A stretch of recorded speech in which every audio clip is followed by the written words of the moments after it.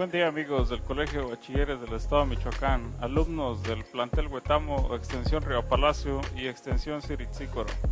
En esta ocasión quiero compartirles lo que es la metodología geográfica como parte del proceso metodológico que tiene que ver con la geografía como ciencia. La metodología geográfica en un momento determinado es un proceso científico que está relacionado a comprender las causas y las consecuencias de los fenómenos geográficos que acontecen o los fenómenos geográficos de interés para la persona que está haciendo una investigación o algún estudio. Con esta metodología es posible conocer las teorías principales, las causas, las consecuencias, los factores que están detrás de cada fenómeno y con la finalidad de que dichos problemas geográficos se puedan comprender mejor, ya sea a nivel de estudiantes o a nivel científico, para poder relacionar los acontecimientos entre unos y otros. Además, la metodología geográfica permite la mejor comprensión de los fenómenos que acontecen en el espacio geográfico. La metodología geográfica ha sido la suma de los esfuerzos tanto de Alexander Humboldt como de Carl Ritter, quienes son considerados los padres de la geografía en un momento determinado por ser los primeros que han aplicado estos principios o esta metodología para comprender los fenómenos en la naturaleza o los fenómenos ocurridos en el espacio geográfico. Los principios de la metodología geográfica principalmente y en ese orden son los siguientes: el principio de localización, de generalización, de causalidad, principio de conexión y el principio de evolución. Vamos a abordar cada uno de ellos, empezando por el principio de localización. Con este principio es posible determinar la ubicación o la localización exacta en el espacio, en un mapa, en un croquis, en un mapamundi, etcétera, en un globo terráqueo. Ubicar con exactitud la posición o la ubicación del fenómeno que se está estudiando para comprender que durante esa temporalidad o en ese espacio ha ocurrido dicho fenómeno. Asimismo, es posible que la localización sea más precisa empleando las coordenadas geográficas, empleando los puntos o líneas imaginarias u otros recursos geográficos. Lo importante aquí es ubicar en el espacio donde se da el fenómeno que se está analizando. El principio de generalización permite hacer una comparación entre los fenómenos que se están estudiando, precisamente con la idea de saber si hay otros acontecimientos similares en otras zonas del mundo, en otras regiones, en otras latitudes, y si existen fenómenos similares, qué tanta relación tienen entre sí, si están conectados entre sí o si se dan de manera aislada, si tiene características diferentes, si es de mayor intensidad, de menor intensidad, etcétera. Lo importante aquí es saber primero que a partir del fenómeno que tenemos más cerca y que estamos particularizando, poder hacer una generalización, es decir, considerar que lo que ocurre en la parte geográfica estudiada puede ocurrir mismo fenómeno en otras zonas, en otros lugares, quizá con mayor intensidad, con menor intensidad. Al saber que existe en otros lados, entonces significa que no es algo único o algo particular de donde estamos haciendo nuestro estudio. El principio de causalidad nos permite conocer de manera directa la causa o las causas o los factores que están propiciando tal o cual fenómeno. De tal suerte que gracias a la causalidad se puede establecer los antecedentes, se puede establecer el por qué ocurre el fenómeno en el presente, con la intención de que al conocer las causas es más fácil comprender las consecuencias de dicho fenómeno estudiado. El principio de conexión nos permite enlazar o conectar o hacer un vínculo tanto entre las distintas causas, entre los distintos factores que acontecen en el fenómeno estudiado. También permite enlazar cada una de las ideas o teorías que hay con respecto a dicho fenómeno. La idea de hacer estas conexiones permite entonces comprender mucho más tanto las causas como las consecuencias. El hecho de hacer una conexión entre todos los factores que acontecen en el fenómeno también permiten comprender con más exactitud considerar la influencia que tiene dicho fenómeno hacia la geografía física o hacia la geografía humana.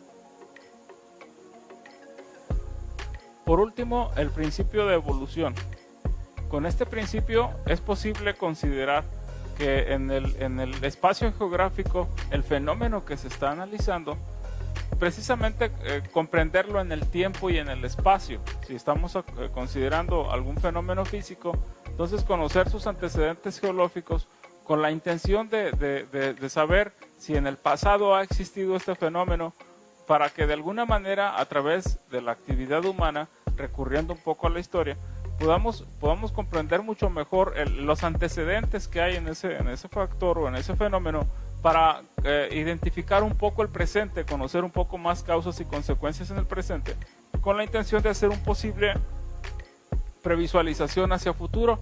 Si el fenómeno en el pasado no existía, hoy sí existe, existirá por siempre, o en otro sentido, considerando que el principio de evolución tiene que ver también con cambios y transformaciones del fenómeno, significa entonces que si el fenómeno que se estudia en la actualidad tiene cierta intensidad, si en el pasado era más o era menos, o si en el futuro cambiará a más, cambiará para menos, será más drástico, tendrá más efectos sobre la naturaleza, tendrá menores riesgos para el ser humano, etc. El principio de evolución entonces nos permite comprender un poco sobre el fenómeno, sobre sus cambios y transformaciones a lo largo del tiempo. Para poner en práctica la metodología geográfica, cada uno de estos principios analizados, vamos a ponerlo en práctica sobre un fenómeno que ha causado mucha controversia en los últimos años, que tiene que ver con el Triángulo de las Bermudas. Vamos a conocer a continuación un poco más sobre este fenómeno.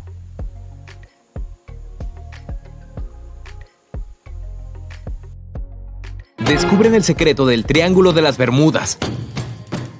Según el reporte de Jones, un total de 135 personas desaparecieron entre 1945 y 1949, y todos los incidentes se parecían en el hecho de que nunca se encontraron restos de los vehículos o los pasajeros, y que no hubo pedidos de auxilio, casi como si hubieran dejado de existir de un momento a otro. El Triángulo de las Bermudas es una de las leyendas más misteriosas y escalofriantes del océano, y durante décadas ha excitado la imaginación de investigadores y científicos que han intentado revelar lo que esconde esta extraña zona. Aunque podrías pensar que es una leyenda muy antigua, en realidad este mítico triángulo no se volvió realmente famoso hasta los años 50, cuando el reportero Edward Van Winkle Jones escribió sobre unas misteriosas desapariciones de aviones y barcos americanos en la década de los 40, mismas que marcó en un mapa en el que por primera vez se definió la forma triangular de esta anomalía. El tema resultó tan interesante que no pasó mucho tiempo antes de que salieran otras investigaciones parecidas, en las que a veces se exageraban los hechos y las cantidades de víctimas para alimentar y beneficiarse de la sed de enigmas que tenía el público.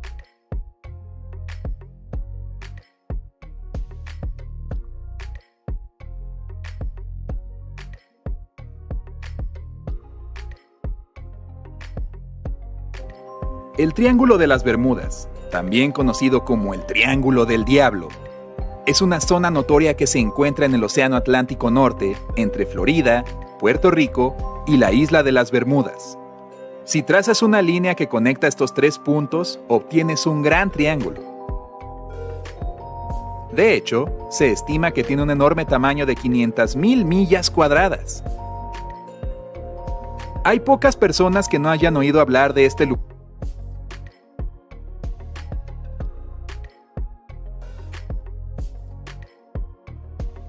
Pero existe otro lugar al sureste de Japón, en el que ocurren sucesos parecidos desde ya hace miles de años, conocido como el Triángulo del Dragón o Mar del Diablo.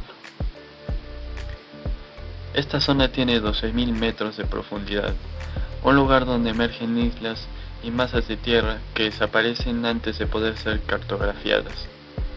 Han habido casos de marineros experimentados que han desembarcado en islas y que luego no les han vuelto a ver. Las leyendas más antiguas cuentan de dragones que emergen en las profundidades para devorar islas o barcos sin dejar ningún rastro.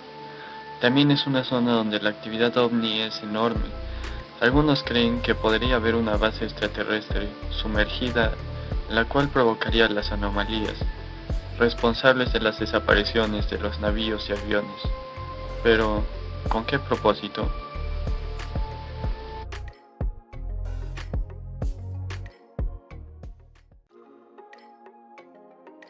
La ruta es peligrosa y esconde amenazas naturales como un clima tormentoso y fuertes corrientes marinas que podrían ser las responsables de desaparecer los restos de los naufragios. Pero sin duda, lo peor de todo son los enormes depósitos de gas metano que se esconden en el fondo. Según la teoría más aceptada, los hundimientos misteriosos han sido causados por erupciones de este gas, el cual se puede liberar sin previo aviso y subir a la superficie a gran velocidad, provocando que los barcos pierdan el equilibrio y que los aviones no puedan sostener su vuelo en el aire enrarecido. A pesar de eso, no se ha encontrado que el porcentaje de incidentes sea mayor que en otras áreas con características similares, además de que es una de las rutas más transitadas del continente y por eso es normal que con cierta frecuencia pilotos y capitanes tengan la mala suerte de estar en el lugar y momento en el que ocurre un desastre natural. Otra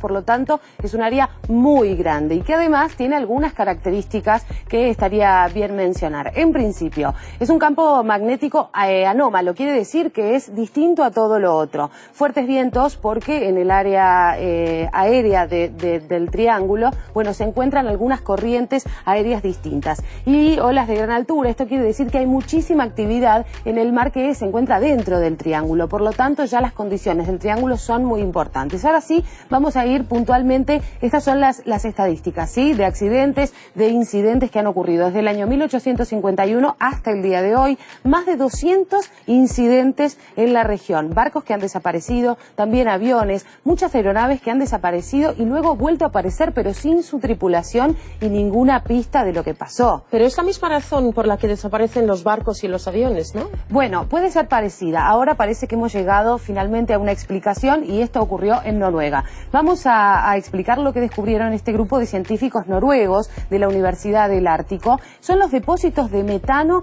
debajo del mar. Ellos han descubierto algunos cráteres en el mar de Barents de unos 800 metros de diámetro, por lo tanto son muy grandes. Imagínate que los que se han descubierto en Siberia en el 2014 solo tenían 60 metros de diámetro. Estos tienen más de 800. El depósito... Y esto hace que luego tragan prácticamente los barcos. Sí, bueno, ¿no? en realidad los cráteres son la consecuencia de una explosión que tiene que ver con este gas, con este hidrocarburo, que tiene también algunas características a tener en cuenta. Se deposita por debajo de la superficie marina, es un gas que es inodoro, incoloro y además es de alta combustión. Por lo tanto, en cuanto suben algunos grados, puede entrar en explosión.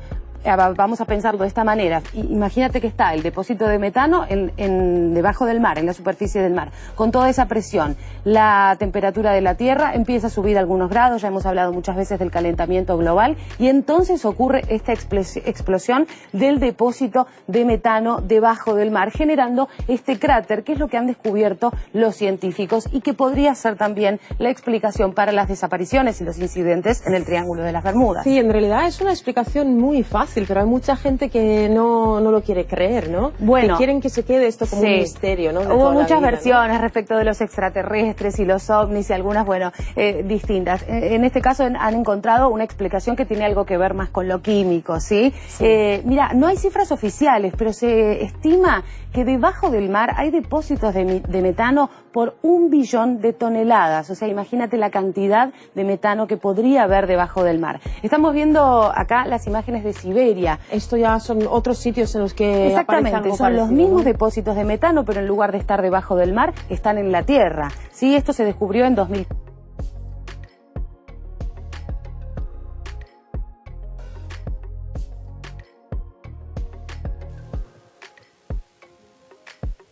Para aplicar el principio de conexión, es como preguntarnos, ¿siempre ha existido el Triángulo de las Bermudas?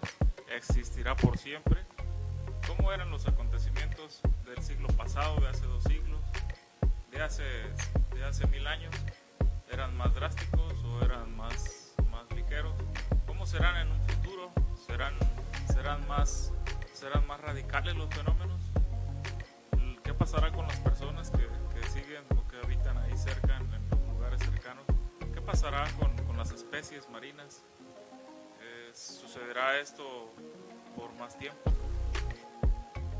¿Qué va a pasar con las corrientes marinas ahora que llega más cantidad de agua dulce proveniente del descongelamiento de los glaciares? Habrá más turbulencias, habrá más fenómenos meteorológicos que impacten no solo el Triángulo de las Bermudas, sino las zonas alternas. ¿Cómo será en un futuro este fenómeno? Incrementará la superficie en la que está en este momento, reducirá la superficie. ¿Qué va a pasar con los futuros navíos? ¿Seguirá aconteciendo el mismo fenómeno? Ya ellos tomarán medidas para pasar por otros lados, evitar esta ruta. ¿Qué va a pasar?